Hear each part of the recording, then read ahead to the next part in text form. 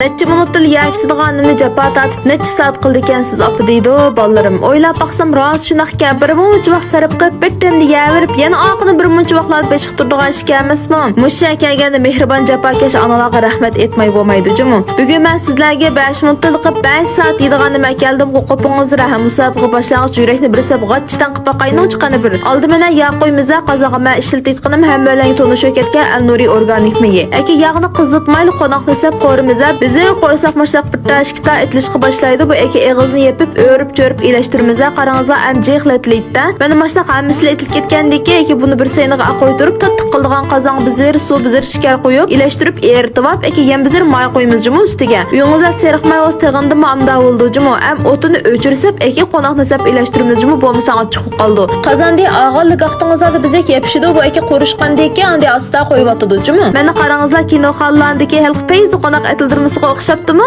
Chokolat ta'mli hech ne yaxshi ko'radigan bo'lsangiz chokolatni eritib mashlab milab yesingizlar va shundoq peyz oldi dangizlar. Amma samingizlarga rahmat, yurak berishni unutmangizlar. Xayr xo'sh.